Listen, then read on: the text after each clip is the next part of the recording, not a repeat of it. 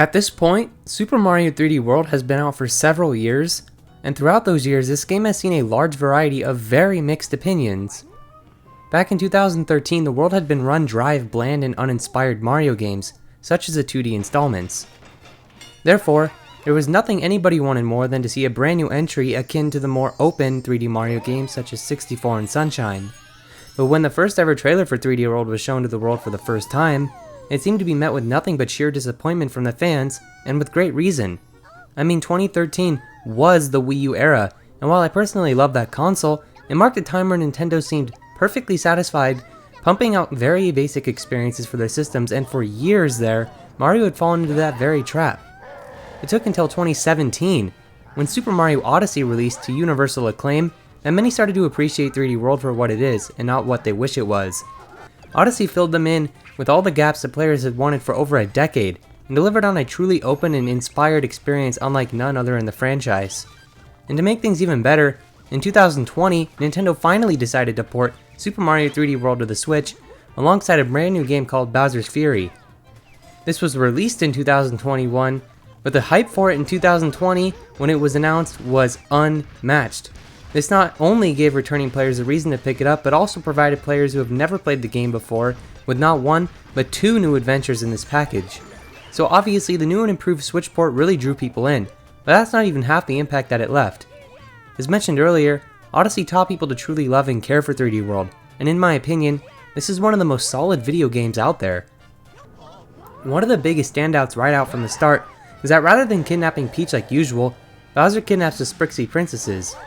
And while this may not do much narratively, it was a great excuse to allow Peach to be playable, but along with her, you can also play as Luigi, Toad, and later on, Rosalina. This was a concept seen in Super Mario Bros. 2 way back on the NES, and bringing it back here works absolute wonders. Each character has a different playstyle, and don't just serve as mere palette swaps. Your experience can vastly change based on who you choose to play as, with each containing their own special attribute that the others don't. Mario, as always, is a well-balanced character. Luigi is a bit slippery, but jumps so high that you can completely skip certain sections with ease. Peach has her floating ability, which comes in great use during tight platforming challenges. Toad is incredibly fast, and pair that with the Switch port, where every character's speed is drastically increased, and he becomes almost too fast at times. And lastly, Rosalina comes equipped with a spin attack from Super Mario Galaxy, however, she's also the slowest character. One thing I wasn't too fond of is how the developers put these little buttons across certain stages that can only be pressed on with a specific character. These unlock stamps, and the only reason I have a problem with it is because it takes away some of the player's freedom by telling you that it's impossible to complete a game if you don't use some specific character. This whole thing really isn't that big of an issue at all, and I'll admit I am nitpicking a bit here, but it just feels odd that somebody may be forced to play through a stage with someone they don't enjoy playing as. But overall, I think the choice to allow players to experience the game with anyone they like is a huge bonus and makes any repeat playthrough much more enjoyable and brings a great amount of replayability to the table. Now in my opinion, Super Mario 3D World is one of the most consistent games ever created, and if we really dig in, it's not hard to see why. Never have I seen a game with quite as many ideas and innovations packed into it as this one. Right from the get-go in World 1, we are introduced to the cat suit, which I find to be one of the best power-ups in any Mario game. This allows tons of freedom as to how you choose to go about any level. Green stars and stamps are hidden in very clever places to ensure that you make full use of the cat suit, and that goes for the other power-ups as well. This time around, these were all used in extremely clever ways which often reward you for surviving long enough throughout a level with them. The Fire Flower can light torches to unlock secrets, the Tanuki suit is especially useful in levels containing large gaps or risky platforms, but one of the most brilliant power-ups is by far the Double Cherry. This was actually put into the game by complete accident, from a developer who was messing around one day to see what it would be like to play with a clone by your side, and, needless to say, he forgot to remove it. But the higher-ups loved it so much they kept it in. This power-up is used in genius ways as it serves as both a hindrance and a benefit. For example, in some levels, having a clone is extremely useful because it acts as a second hit point. However, in other stages, you can't collect everything unless you keep the clones till the very end, or at least halfway through the stage. What I find to be so smart about this is that players get to use the Double Cherry as a handicap throughout the game, but in the numerous levels where you actually need to protect the clone, it can prove as quite the great challenge, and a satisfying payoff once completing any level like this. As for the levels themselves, as stated earlier, Each one is genius and packed full of surprises. However, it wouldn't be doing them justice to simply say just that. So I'm going to take you all through some of my favorite levels and discuss what makes each one so innovative. Cookie Cog works as a nice and easy stage, but the atmosphere is unlike any other level in the game. This pink sky looks so beautiful, I want to just jump right into it. These cookie platforms are a fun diversion from the rest of the levels, the music is fantastic, and all of this serves to create a pleasant atmosphere which oozes charm.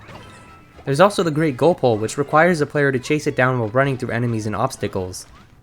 The challenge here isn't necessarily getting to the flagpole, it's nabbing every collectible on the way. The enemies and platforms can be extremely distracting and pose yet another great challenge to the player. Cakewalk Flip is a genius level because it takes a concept introduced in Super Mario Galaxy 2 and perfectly expands upon it. All it takes is a single jump to flip every panel on the level, and this one green star in particular is one of the best in the entire game, where the player needs to watch out for this beam while collecting the 8 green stars and dealing with the flipping platforms.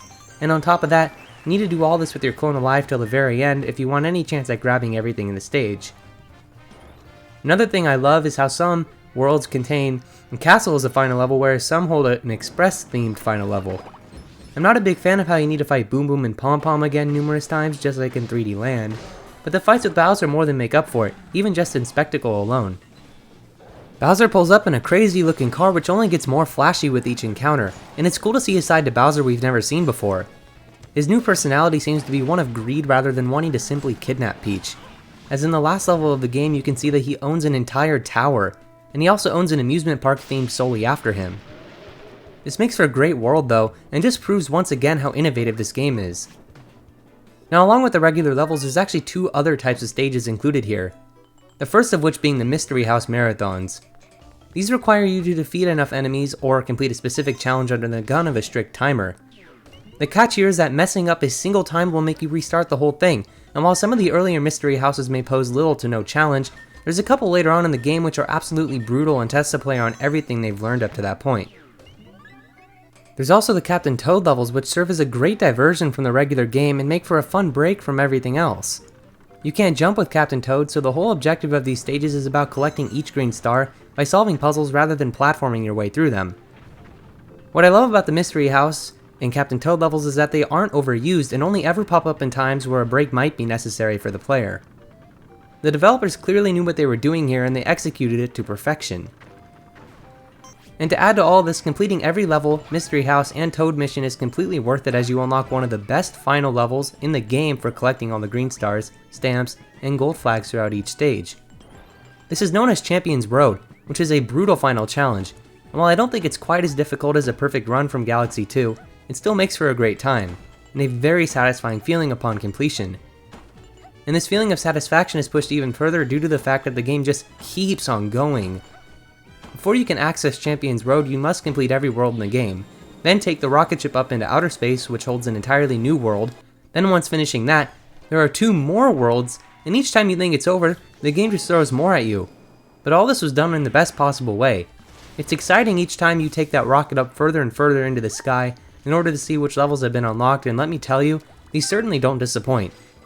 Most of these stages are genuinely tough, especially if you attempt to collect every item hidden throughout. I also love that lots of these serve as sort of a sequel in a way to much earlier levels from the game. This strikes a strange feeling of familiarity which turns these once easy stages into a true test of the player's platforming skills. Now, one of my favorite aspects of 3D World is its music.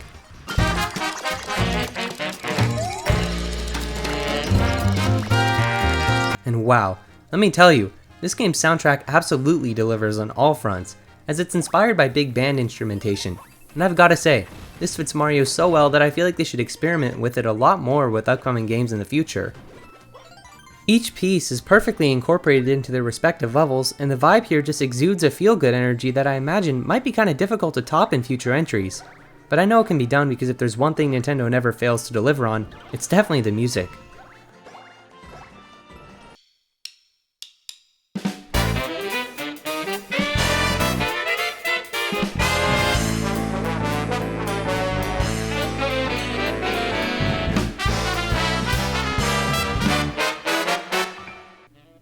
Super Mario 3D World is one of the most enjoyable experiences you can have in a platforming game.